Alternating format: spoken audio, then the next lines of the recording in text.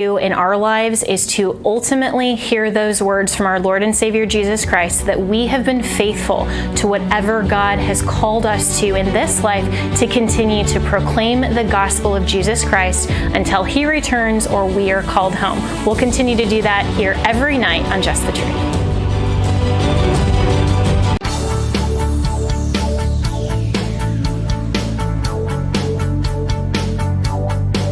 On Real America's Voice, we're making real change happen. With our grassroots approach to news and our growing family of networks, we're bringing that change to you. Keep an eye out. Real America's Voice is coming to your hometown.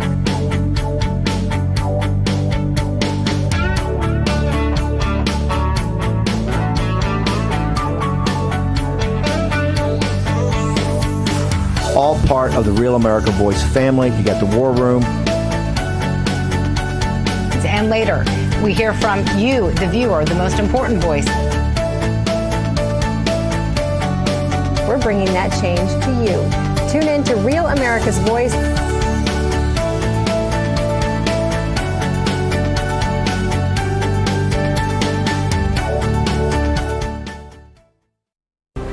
Tonight, what did Biden promise to Putin behind closed doors? And why is Biden trying so hard to make Russia great again?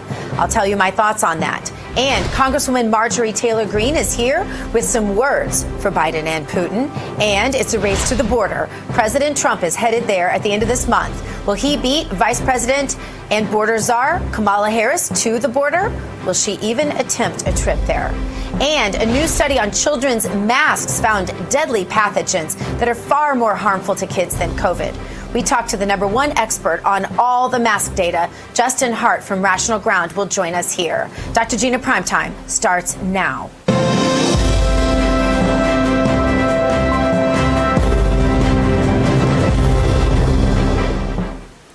Joe Biden met with Putin today, but the meeting was private. And we need to know what was said behind closed doors in that meeting.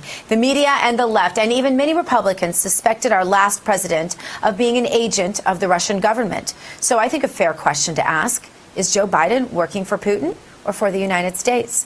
We know that ahead of this meeting, Joe Biden used his executive pen to lift sanctions on the Russian pipeline that will supply Russian gas to Europe. Putin's pipeline was 100% shut down until Joe Biden himself lifted those sanctions on the Russian oligarchs who are funding the construction. Biden created some great jobs in Russia. Thanks, Joe, for making Russia great again. And here at home, Biden, of course, signed an executive order on day one of his presidency to shut down construction on our Keystone XL pipeline. Tens of thousands of American jobs lost. Why did Biden feel so compelled to shut down our pipeline construction just as he restarted Putin's pipeline project? Vladimir Putin and a bunch of Russian oligarchs are making billions of dollars thanks to Joe Biden. Whose side is he on?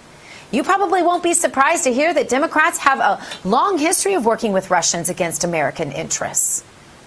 Back in the Reagan years, when the Gipper was strategically dismantling the Soviet Union, Ted Kennedy reached out to the Russians to offer to help them in exchange for Soviet help beating President Ronald Reagan in his 1984 re-election campaign. How do we know this? Well, after the fall of the Soviet Union, a treasure trove of old Soviet documents became available to the public, and a British reporter spent his days going through them to see what he could find. And Democrat Senator Ted Kennedy's name appeared on memos detailing how he offered to coach the Soviets in their dealings with Reagan. And he also offered to get the Soviets set up with American television interviews so they could push their communist propaganda on our American media.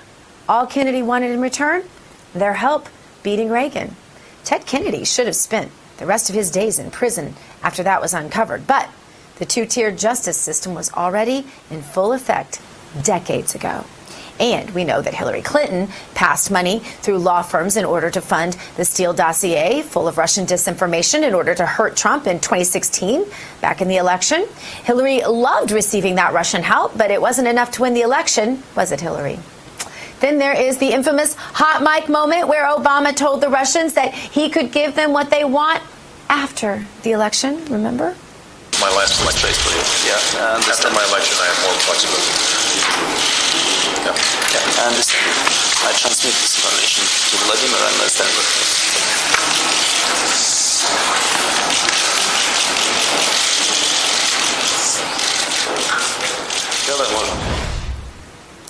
Don't you wonder what Obama was promising the Russians?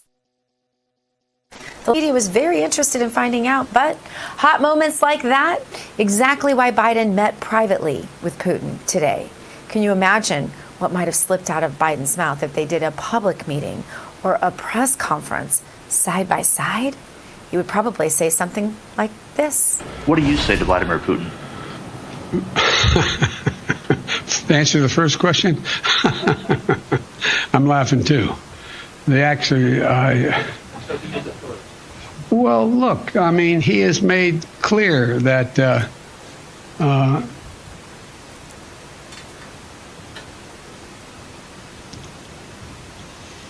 answer is, I believe he has in the past essentially acknowledged that he was, there are certain things that he would do or did do. But look, when I was asked that question on air, I answered it honestly. Well, we were also told that Trump and Putin rigged the 2016 elections, and that was reported as a fact, even though there was zero proof that any votes were changed and zero proof that anyone around Trump was ever associated with Putin whatsoever. Do you find it odd that no Democrats ever demanded an audit in 2016 to find out the fake votes that Putin supposedly took from Hillary and gave to Trump? Where were those demands? When we saw some funkiness in the numbers, Trump fans and Republican lawmakers demanded an audit. And suddenly, the Dems are all freaked out about it. This election, we're supposed to believe, was all perfect, had no outside influence from Russians or anyone else. So, if that's the case, why not check, right? You should be in favor of the audits then. It would prove your point. Democrats now say it's crazy and racist to question election results, even though they spent the entire Trump presidency saying Trump's election was somehow illegitimate. Why can't we audit our elections? Why are Democrats so opposed? Will we find that Putin and his Russian hackers logged into our voting machines and changed votes over to Biden? What will we find? The Arizona audit will be very telling, as long as Democrats don't find a way to taint the results. But again, the big question that comes to mind as Biden and Putin met behind closed doors is why? Why is Biden doing so much to help Putin and make him and his buddies rich? Could it be, let's not ask totally legitimate questions, the $3.5 million payment sent to Hunter Biden from the Moscow mayor's own wife? Is this payback for that? And why didn't anyone in the press ask questions about that today to Joe Biden? So what makes us think that Joe Biden didn't start this entire summit completely compromised and 100% sold out to Vladimir Putin? And what did Biden promise to Putin in those closed-door meetings today? We will probably never know because our press will never demand it. But whatever it is, we can be sure that nothing that Biden did in that meeting today was to advance your interests or the interests of our United States of America. Coming up, we talked to Congresswoman Marjorie Taylor Greene about all of this. She's fired up, too, about this Putin meeting, so don't miss it. She's always a firebrand right here next on Dr. Gina PrimeTime.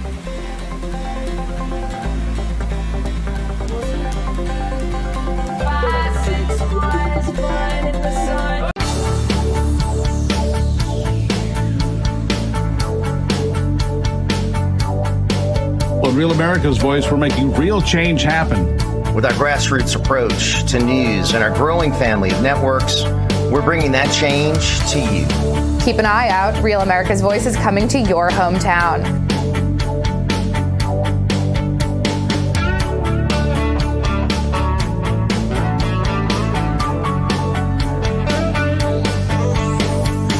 All part of the Real America Voice family. You got the War Room. And later, we hear from you, the viewer, the most important voice. We're bringing that change to you.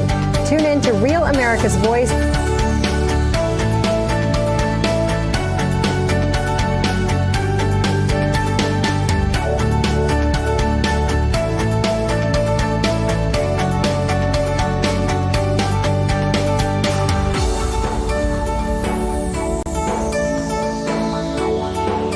Tune in and help fight back against the mainstream media. This is your blowtorch of free speech in America. Thanks for joining us.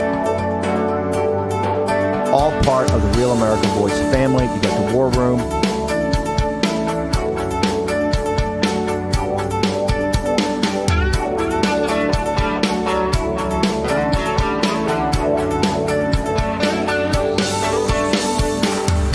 Real America's Voice is growing our family of networks across the country.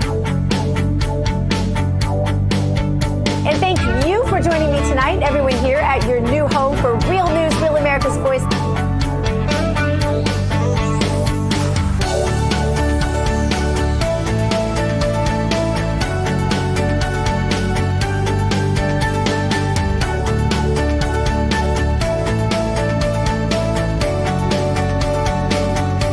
On Real America's Voice, we're making real change happen.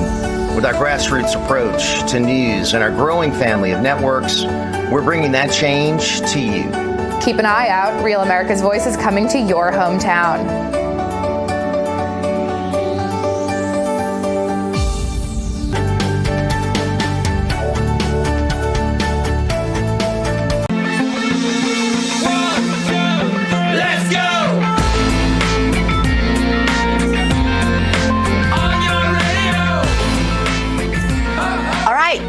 Joe Biden and Vladimir Putin met in private today, but as I said in my open, what might have been said in that meeting? What did Biden promise to Putin? What did Putin get in exchange for the $3.5 million that the Moscow mayor's wife sent to his son, Hunter Biden?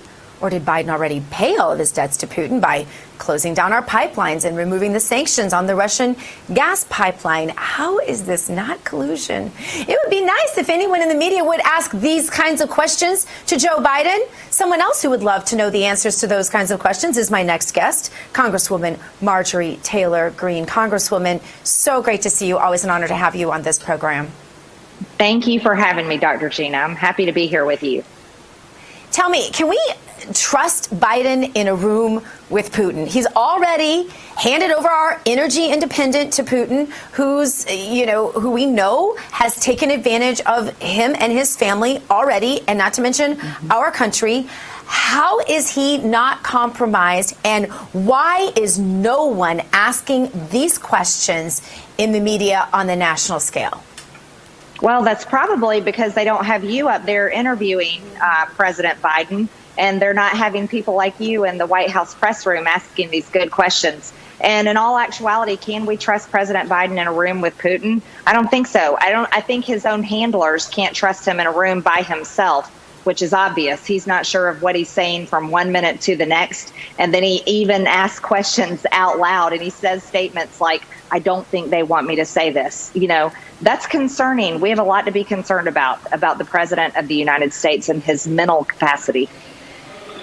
We do. And he's constantly mentioning how he is going to get in trouble by his staff if he does that or doesn't do that.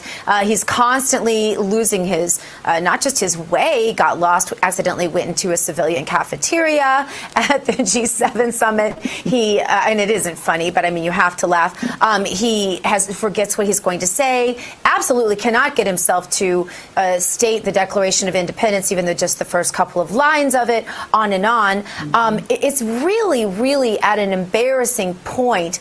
Doesn't ask any difficult questions ever of any of our adversaries. I can't help but think if there was someone like you in that room with Vladimir Putin, what would you ask him?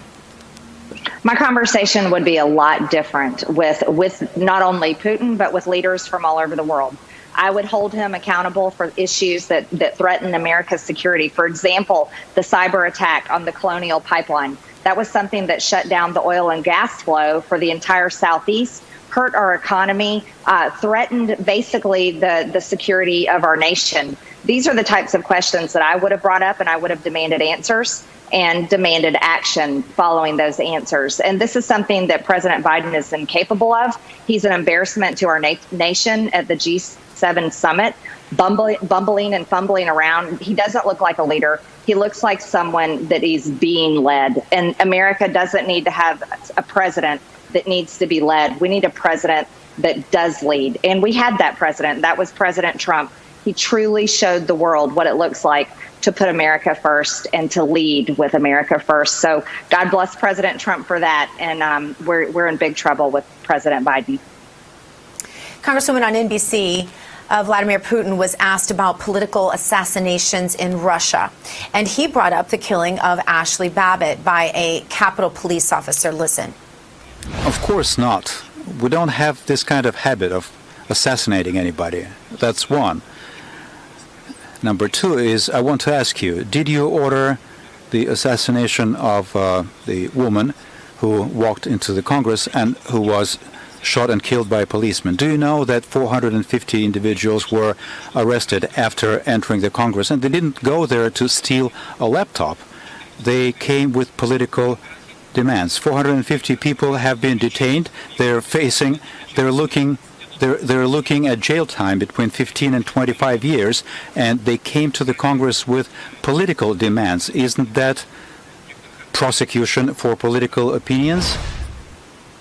Now, this program and this network would never, ever take the side of even a leftist, compromised American president, ever take the side of a foreign leader against our own president. But it is sad when a Russian dictator can point to things like this. And it would be nice if the media would ask Biden questions like this rather than have it come from a foreign adversary in an international forum like this, that our own press doesn't have the courage or the whatever it is to ask these kinds of questions. Absolutely. It's very concerning. And you're right. We have to protect our interests and our president at all costs. But look at that. Look at what happened there.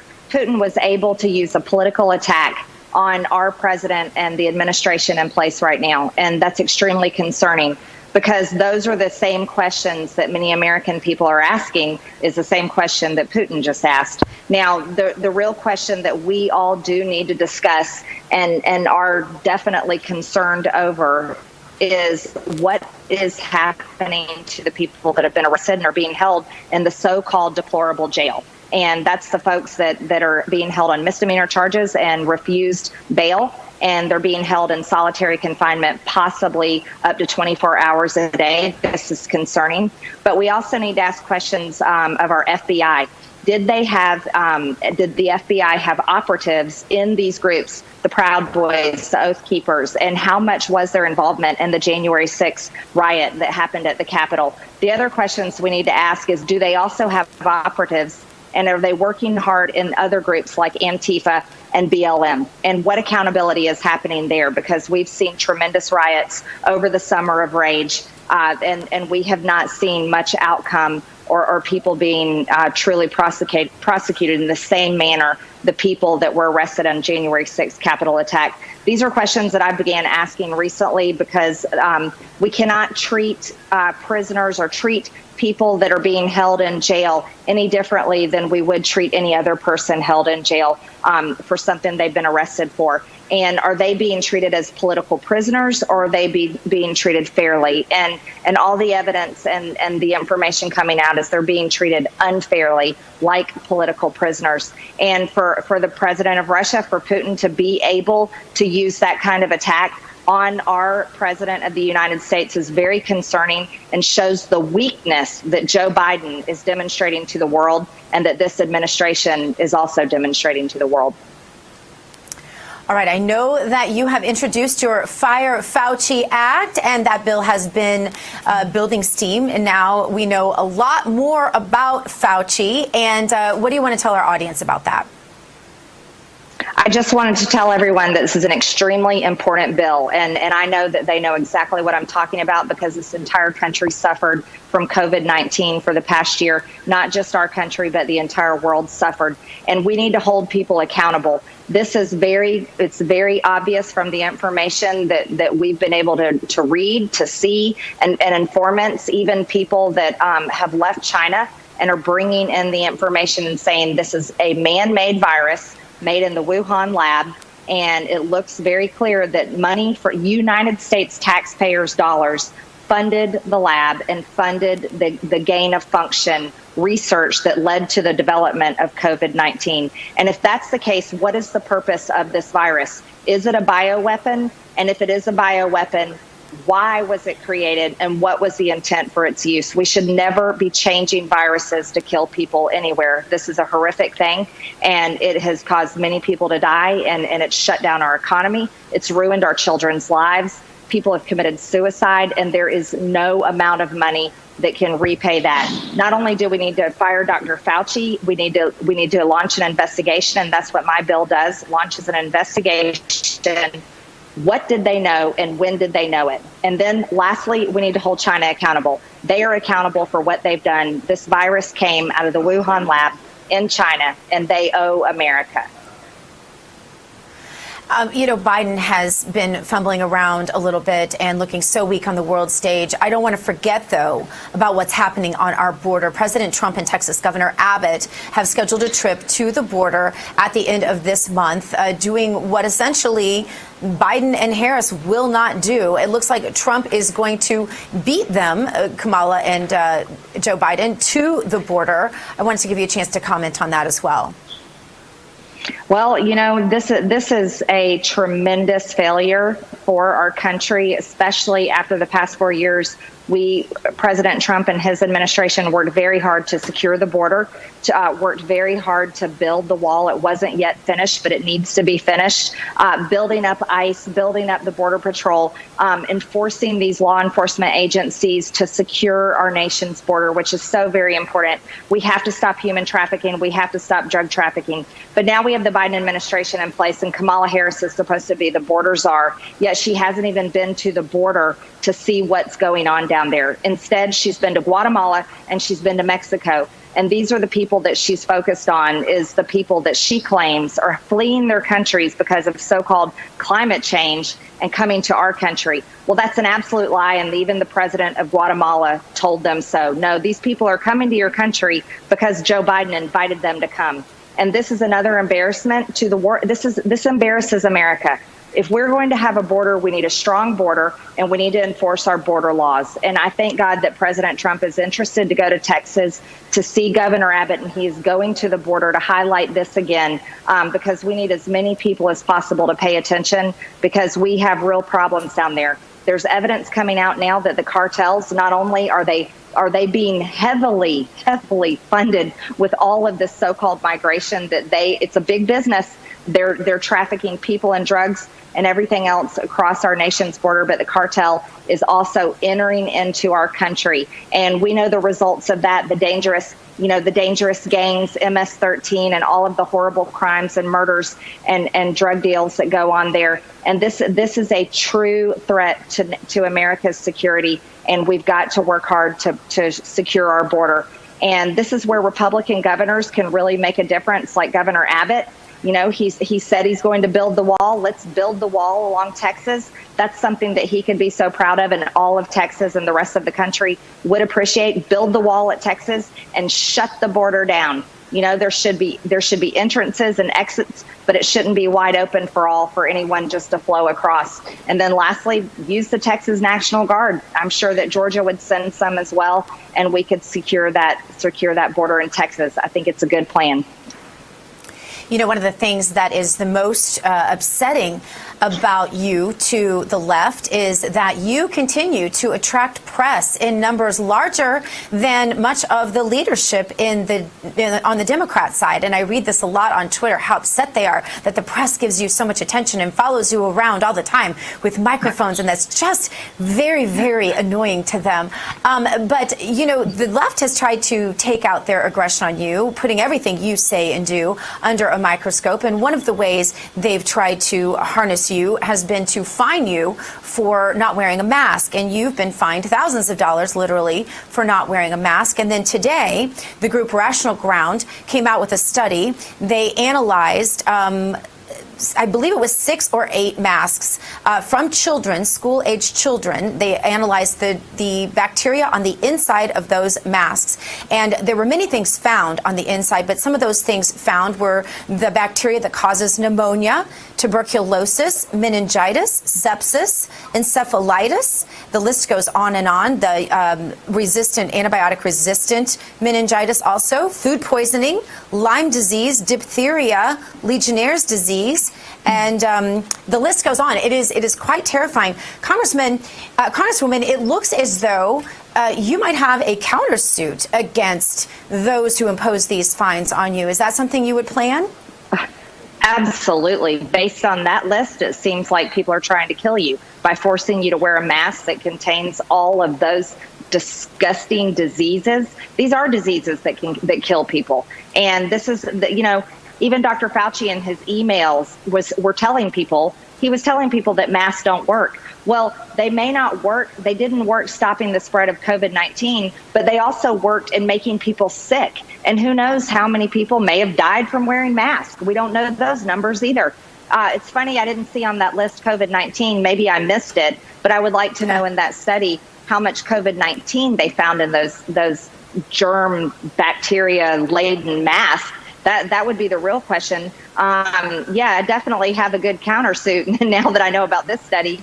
Thank you, Dr. Gina. I really appreciate that, because I was looking at this as like a discrimination in the workplace lawsuit, but it looks like it can go a lot further now with that study.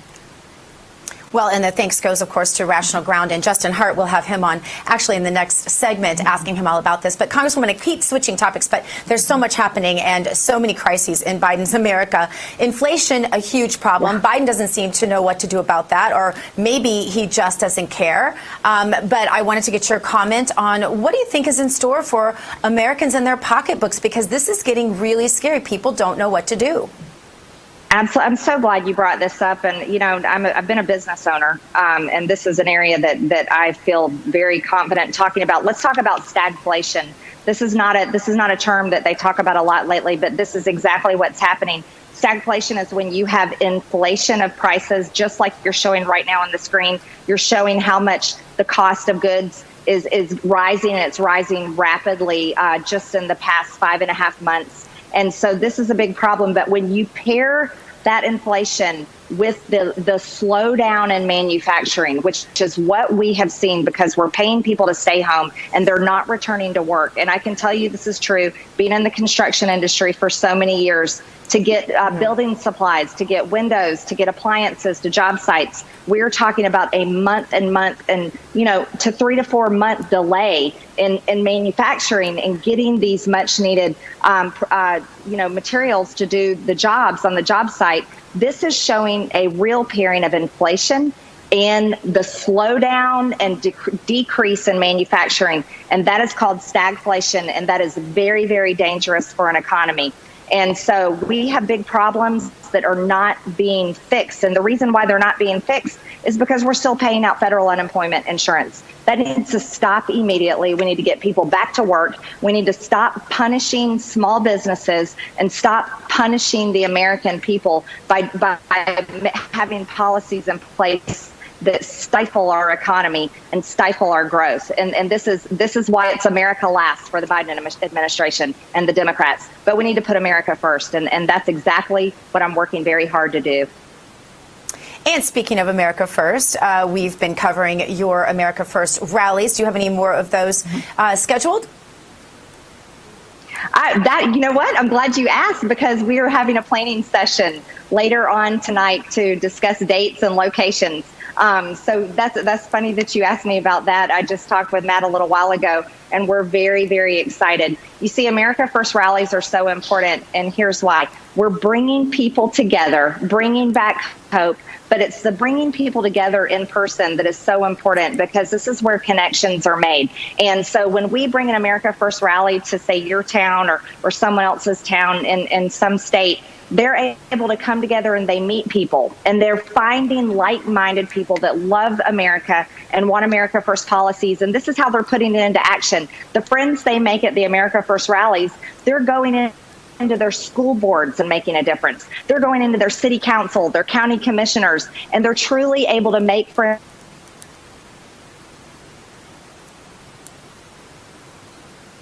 I think we may have lost her, but we got a great interview out of her. And thank you so much to Marjorie Taylor Greene for being here. Congresswoman Greene, we appreciate you. Coming up, Ben Bergquam is leaving California and seeking freedom, just like so many others leaving that state. And he's next. And then we're going to show you what deadly pathogens are found inside of your children's face masks. This is going to make you never want to put one of those things on ever again. Don't miss it. So much more. Dr. Gina PrimeTime coming at you. Stick around. Baby, I don't know if my advice is wrong. I just know what I feel and I put it in a song. And it's not a song where you sing and dance. It's a one to tell you, baby, give us one more chance. It's funny and strange. I think back on.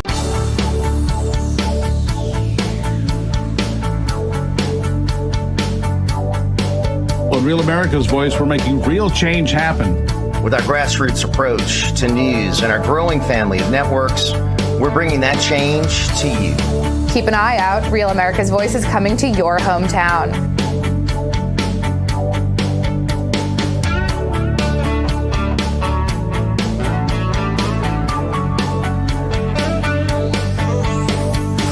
All part of the Real America Voice family. You got the War Room.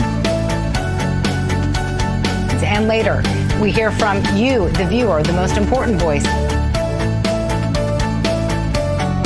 We're bringing that change to you. Tune in to Real America's Voice.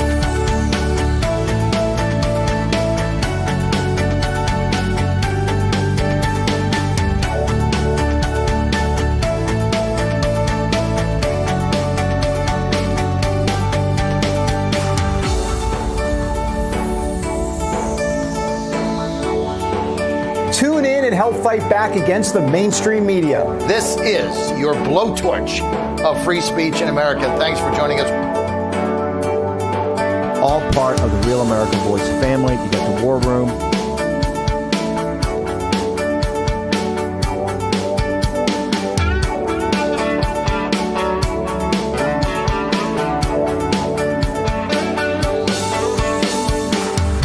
Real America's Voice is growing our family of networks across the country.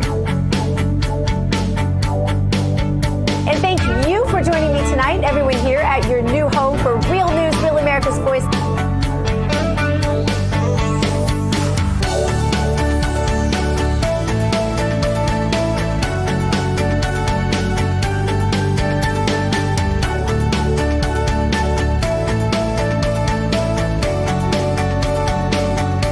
On Real America's Voice, we're making real change happen. With our grassroots approach to news and our growing family of networks, we're bringing that change to you. Keep an eye out. Real America's Voice is coming to your hometown.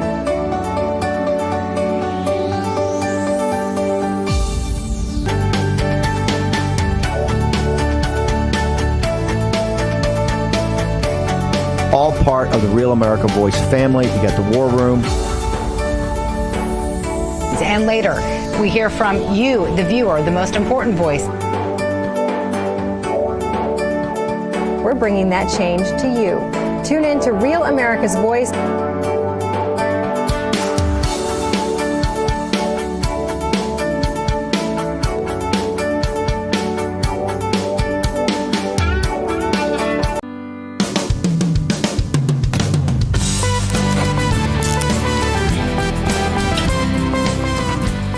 And welcome back to Dr. Gina PrimeTime. The California exodus is real. The headline at Reason magazine puts it very succinctly. The subheadline reads, California has morphed from a land of limitless opportunity to a highly regulated land of limits and control. No wonder so many people are leaving. The California exodus is so real that when we called our AV correspondent Ben Bergquam today, he said, I'm a little busy today. I'm moving out of California. Ben is with us now. Ben, tell me, what was that last straw? You know, I kind of like the million cuts, or what is that? The slow drip. But what really set us off Of death by a million. That's what California is. It's become unlivable when you think of the protections for illegal aliens, the sanctuary policies protecting illegals over American citizens. You go to these cities like LA and San Francisco where bums are basically allowed to attack people in the streets. Drug use is rampant. Our taxes are sky high, but we get nothing for it. Our roads are some of the worst in the country. Our gas is the highest in the country. It just got to the point where it's like, it's just not worth it anymore. And then we started looking around the country and it's like, wait a second. We actually took a trip, my wife and I and our family, last 4th of July. We were there with President Trump in Mount Rushmore. And Billy, we were driving back and said, you know, Ben, I think I'm ready to go. And that was kind of what set us on this path. And right now we're in Arizona, hot Arizona. You can tell she's hot, but we're actually in Diablo Canyon, Arizona, making our way to Arkansas. And that's where we're going to be home basing for a while. I love seeing your whole family with you, Ben. It's so special. Even when they're hot and cranky, I understand that as a mom of 5 as well. But it's beautiful to see you all together. And I know that in her heart, she's happy. You know, we left about 3-4 years ago, I guess, before the mass exodus. And so we didn't have any of these troubles. But I'm reading stories about people having trouble finding moving vans, finding trailers, the prices being ridiculously high. What was your experience? Exactly that. Everything. You try to get a one-way U-Haul from California to anywhere else in the country, and you're looking at about $4,000 plus mileage plus gas. So we ended up going the pod route and one vehicle and stuffed everything we possibly could into it. We've got 2 dogs, our cat, and our whole family. We did end up getting rid of the fish, but other than that, we got everybody in it. So, and Billy, you know, I'm on the road so much with the network. Billy really took care of all of that, but what was it for you, babe, that really made you decide that it was worth it? Because we're leaving our family, too. Most of our family's still stuck in the communist state of California. Well, just to be able to see the country, the world, not the world, but just other parts of the United States that you've never seen before. And it was pretty cool to be able to come with our family and take that road trip to South Dakota and being able to see how other people live in other states and what law and order looks like. Yeah. That was one thing that we noticed was how clean the streets were in South Dakota. And it's like, wait a second, it's not all like Mogadishu, like California is. Yeah, the further you move away from California, the cleaner the streets, the roads. You didn't see tent cities the further away you moved from California. Yeah, absolutely true. Well, we wish you all the very best. I might have lost you there, Gina. Hang on a second. Let me check. It's okay. And we're just saying we wish you the very best. We're praying for you and your sweet family. Again, it's just wonderfully refreshing to see you all there together. Yeah. And my husband would tell you it's the best decision we ever made. We hope your experience is the same. God bless you guys. Ben Berkwam. All right, our friends over at Rational Ground posted a story. It is absolutely viral at this point about a group of parents in Gainesville, Florida, who sent six used face masks that belonged to their children, I believe, to a lab that they'd worn at their schools at the University of Florida. And an analysis of what was found in those masks, very disturbing. Here with me now to break it down for us is the founder of Rational Ground and really the maintainer of our sanity during this whole maskapade that we've been on for the last year or more. And also with us is our on-staff molecular biologist here at Real America's Voice, RAV-TV, Dr. Tom Borelli. I'm not sure why I can't pronounce your name today, Tom. Justin and Tom, I have you on 2 days in a row and still can't say your name. It's good to see you both, and I appreciate you both being here. Great to be back. Good. Just want to make sure you guys can hear us. Justin and Tom, especially I'm going to start, I guess, with you, Justin. Justin, I don't personally think that we needed lab tests to tell us that a place that is dark and warm and moist, as I've said many times on this program, is the equivalent of a petri dish. Any of us who had a biology class in high school or college know that that is how you breed bacteria. And so this should be common sense, especially, Justin, to those who love to shout about follow the science, right? But apparently that common sense didn't translate for the science people out there that love to talk about science. But now we have studies proving that these masks can be very harmful to the average person or child who wears them. Tell us what the lab found in these masks. Yeah, well, if you've taken a look at your own children's masks or your mask, you realize very quickly this is not something that you want to be doing on an ongoing basis. These mothers sent their children's mask, which they had worn just over a couple days, to a lab. The lab found elements of pneumonia, bacterial meningitis, even cow herpes, perhaps by some food contamination or something. But this was not something that you want your kids breathing into and out of on a long basis there. It was an extraordinary sort of just peek. We hope that this analysis will prompt other rigorous scientific institutions to take it upon themselves. Grab the masks as they are being sunsetted here across the country. Go analyze them so that when this comes up again and someone raises the flag and says we should all mask up to the hilt, we have a secondary opinion, because right now it's obvious this has some dire consequences, especially for our kids, who it looked like in some areas of the country are still going to be masked up in the fall. We hope this stops that. Tom, compare the harm that could be done to a child or to a grown adult to the harm from potentially contracting COVID. Yeah, so that's a really great question. And, the answer to that question, we really don't know. But for children, the risk of COVID is very, very low. Their immune system has been very powerful in rejecting the virus. We know that much, and apparently they don't seem to transmit it as well. So there's always that risk-benefit, which I guess goes to the heart of your question. So children really don't have a problem with COVID, but your earlier analysis calling the mask basically a petri dish kind of works in this situation, because our world is filled with millions of contaminants, some pathogens. Our bodies are as well. So the fact that it's collecting on their masks, and especially with the moisture, that's the key point, is not really surprising. The study found quantitative, that is numbers. What really would be interesting is to see the amount of the bacteria and the types of them that were in the mask. But again, it's not surprising. You do your risk benefit, and when you take a big step back, the big problem with the CDC and these mask requirements is they were applying laboratory conditions to the world, right? And it's just not practical. In a laboratory condition, you could show how a mask, especially the N95 mask, could reduce, transmission of the moisture particles that would carry a virus or carry a bacteria. You could show that. But in the real world, as I mentioned to you once before, you walk into a supermarket, you see the elderly with the mask hanging down over their face, and then the CDC, they say you should change your mask regularly. Well, they said wear masks a lot of states, but they didn't tell people how to properly wear them or how often you should change them. So again, these are the subtleties that really would make a difference. And, the big state studies, to the other guests has done analysis, the big state studies don't show that the masks really work. They could work in the lab, but in the real world, they really don't. Right.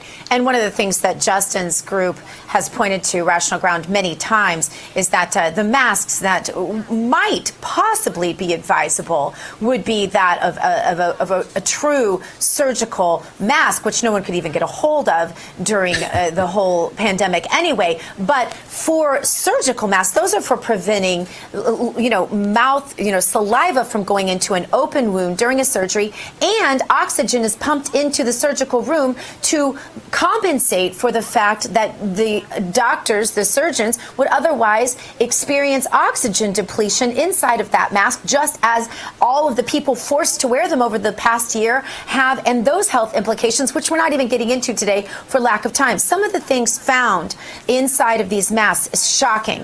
Streptococcus pneumonia, I can't even pronounce half these, Mycobacterium tuberculosis found inside these masks of children.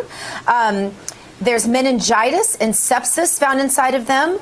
Keratitis and granulomatosis, I'm saying these things all wrong, but encephalitis, very scary stuff.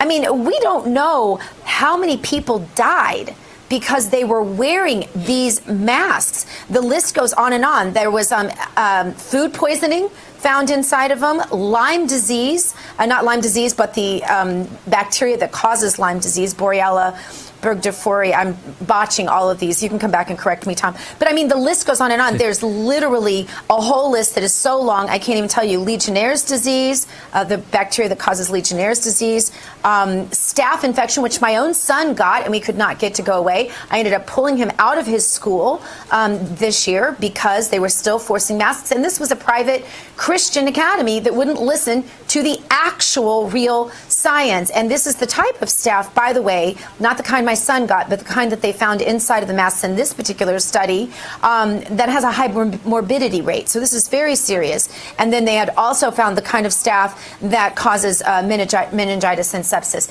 So these kinds of things are extraordinarily scary. We're not talking about, bacteria that's going to cause a little acne on your face, although that was a prolific problem, especially among teenagers. Justin, I'm just going to let you comment on some of the stuff we just said that you all discovered. Yeah, look, there was a headline in a California newspaper, and it said that masks are the chief ally of the disease, physician says. It went on to say that Americans really don't know how to take masks, and that the recommendation that we mask an entire population was ill-advised. That was published in 1918. We knew 100 years ago that masking the entire populace was a terrible idea. And now we have evidence that it certainly didn't reduce case rates. When you look at the county level populations, it didn't seem to help on mortality or hospitalization rates. And now we know if we continue to mask our kids, we're going to see some serious complications with other pathogenic viruses, with other bacterial infections. We already know that there's a high increase in fungi-related infections that doctors are seeing. This is something that we need to take into consideration, especially as we get back to normal there. I think as you take your mask off, we may prompt people to send it to us so that we can send it to a lab and just demonstrate how awful it is. Yeah, and Tom, Dr. Borelli, I want to ask you, in light of this list of maladies you can get from wearing a mask simply, I want to ask you what you think the chances are that people have died from mask mandates. Well, Dr. Gina, it's certainly a possibility, a theoretical possibility, but I think one could try to go back into the database there for which CDC would collect. They also collect people, death certificates and people that I think die of respiratory illnesses or pneumonia. So that would be something that could be done retrospectively. And I think that's the way to really approach that question. But the data so far as what has been presented today is you have a large number of pathogens collecting in these masks. Again, not surprising. The most important part always follows with toxicology, follows with microbiology as well. It's the dose that makes the poison. So to what extent had one or two of these really pathogens grown to a certain amount that could have been then inhaled and then caused, a disease or possibly a fatality? Those are the kind of studies that I think need to be done. I think those studies could start to be done, again, based on just on the data of people who have passed away during the pandemic. Yeah, and Dr. Gina, that's the main thing here. This is just our analysis on a simple lab report. We want to see a rigorous institutional study that would take this up. And just like we did in Florida when we examined, as a group, specific death certificates of COVID mortality, we're the only group to date that's ever done that. Why does it fall upon us to do this? This should be a government sort of study, an institutional approach to see if this is valid. But when we've actually requested FOIA and requested actual science behind the masking of children, there is none. There is none. There never has been. And we've demonstrated that time and time again. And so I think there are lawsuits that are coming out of Florida and other places that are really going to put a curb to these masks. And we hope for time and all eternity we will not go back to that again. And like I said, this doesn't even include. So go ahead, Tom. I was sorry to cut you off, Dr. Gina, but lawsuits are a great way to get data. and a great way to compel data in terms of discovery. So it's expensive, but I think that's a certainly good strategy to follow, and I think that's the same strategy should follow with the question of whether or not the virus came from the Wuhan lab, which to me, the weight of evidence goes in that direction, but we need data, we need evidence, we need more of those emails. It's the same thing. We need data acquisition. To your point, Justin, if they're not going to give it to you, we have to get it some other way. Yes, and this doesn't even include the oxygen depletion. We're not even talking about that, which I tend to think that hypoxia that everyone experienced, that I certainly experienced every time I had to put on a mask, is something that needs to be studied as well. And this also doesn't include the psychological component. Guys, I know you saw this video on social media. It's come out. It's become viral. It is out of Israel. These school children in this video are told that they no longer have to wear masks in the classroom. Tell me this is about anything other than natural desire to be free of oppression. Watch. אני רוצה להודיע לכם שבהחלטת הממשלה הוחלט שמהיום לא צריך מסכות גם בכיתות.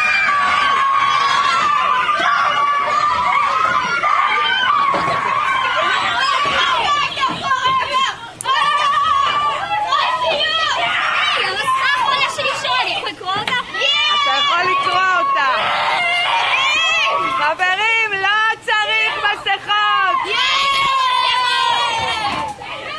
And you don't have to understand their language, Justin and Tom, to understand exactly what they're thinking. They not only rip them off and are absolutely exuberant, more than I've ever seen children exuberant over cake or candy or recess. They are ripping up those masks immediately. The feeling, the overwhelming feeling of wanting to destroy that oppressive thing is a natural psychological reaction. Justin, we're led to believe that children love wearing masks or that they don't mind it. But I think it's pretty clear from this video otherwise, don't you? Children respect us as adults, and we need to start acting as adults. Give them the tools that they need to stay safe. This was not one of them. This oppressed them in many ways. It curbed their learning. It became a symbol of really all the challenges that we faced when public policy met really, really bad science. Such a happy, joyful video here in California. We ended our mandates yesterday, but people are still masked up. They don't know what to do. They're suffering from PTSD in many ways when they see someone go without a mask. And so we broke America with this, and hopefully we can put it back together in a certain way. Yeah, I've never endured such hate as I did back during the throes of all this when, Justin, you were coming on my show, you were showing me the data, and Tom, you were coming on and we were talking about the microbiological components of this, and I was just doing simple math, really, which is simple science in this particular case, and deciding for myself that I thought this was dangerous on so many levels, and I was being called a killer. I was being called unchristian, was called unchristian today when I posted I was having you all on today. I was called unchristian and a killer for posting this study, saying that it was unchristian of me to post this study.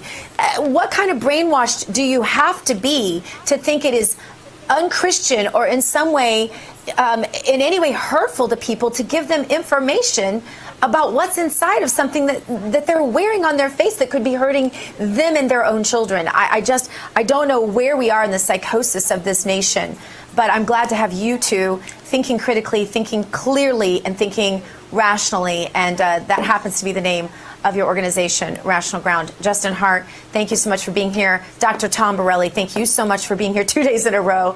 God bless you both in your continued work. Thank you. Thanks, Dr. Gina. Thank you, Dr. Gina. Coming up, we have some news you didn't know, and we have reaction from the ladies on The View on what they think of CNN forcing Alison Camerata to interview Jeffrey Toobin about his sexual deviancy. You won't believe what they said. It just all gets crazier. That's next, right here on Dr. Gina PrimeTime. There's a great white sign to Hollywood in my rearview mirror. I'm leaving on a one-way flight, gonna drink some tea in an English garden. I'm counting on the Union Jack tonight.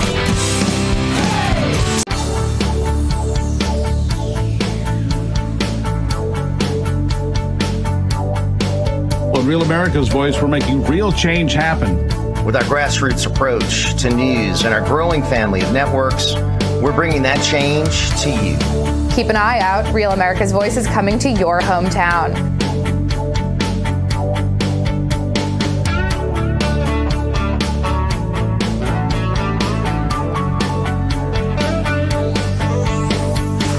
All part of the Real America Voice family. You got the War Room. And later, we hear from you, the viewer, the most important voice. We're bringing that change to you. Tune in to Real America's Voice.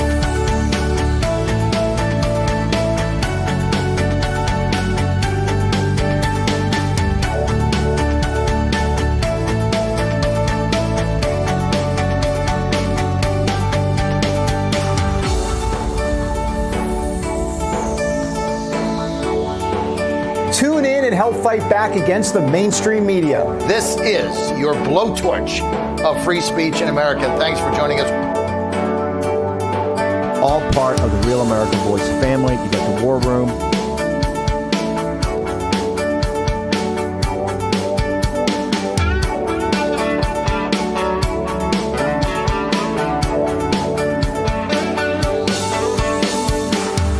Real America's Voice is growing our family of networks across the country.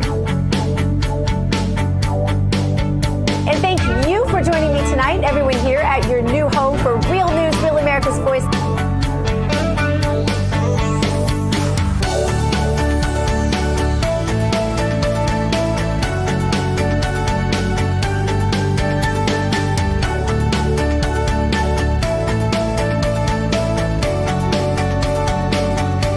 On Real America's Voice, we're making real change happen.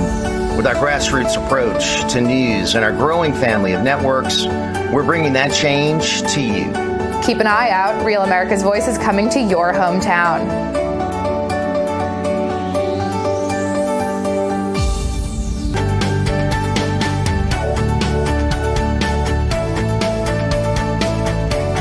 All part of the Real America Voice family. You got the War Room.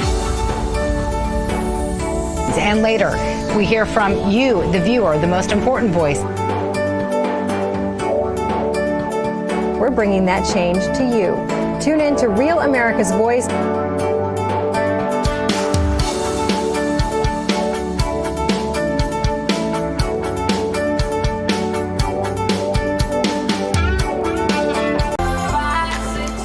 Welcome back. Joe Biden looking all over the place on this European trip, and he keeps forgetting the words to our sacred documents like the Declaration of Independence. Here's what he said earlier today. He came out of his meeting with Vladimir Putin, and this is what he said. That's what we are. That's who we are. The idea is we hold these truths self-evident, that all men and women, we haven't lived up to it completely, but we've always widened the arc of commitment and included more and more people. And of course, that's not the first time he's done that. You remember this. We hold these truths to be self-evident. All men and women created by go. You know the thing. You know the thing. You do know the thing. It's become vernacular at my house now. Anyway, on that note, thank you so much for joining me tonight. Thank you to everyone here at your new home for Real News, RAV-TV, Real America's Voice. Texas AG Ken Paxton is here tomorrow. And until then, hug your children, love your God. You go boldly now and live the truth. Good night, everybody.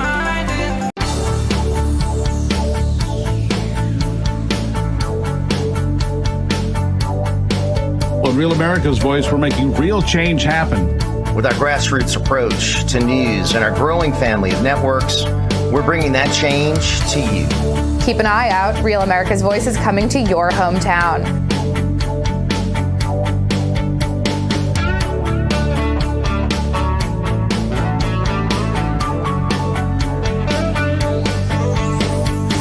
All part of the Real America Voice family. You got the War Room. And later, we hear from you, the viewer, the most important voice. We're bringing that change to you. Tune in to Real America's Voice.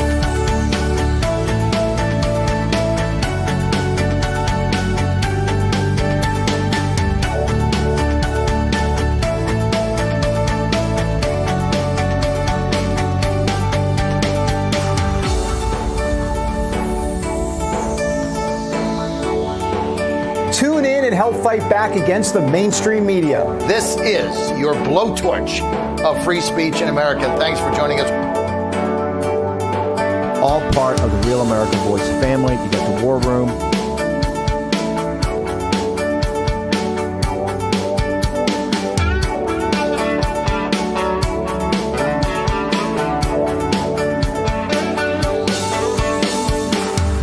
Real America's Voice is growing our family of networks across the country. And thank you for joining me tonight, everyone here at your new home for Real News, Real America's Voice.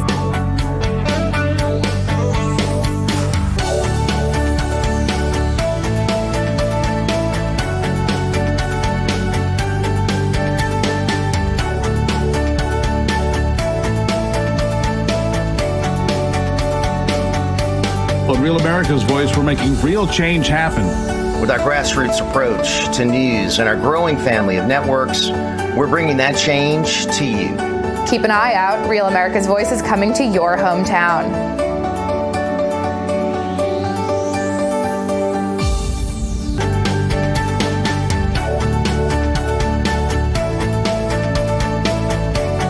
All part of the Real America Voice family. You got the War Room. And later, we hear from you, the viewer, the most important voice. We're bringing that change to you. Tune in to Real America's Voice.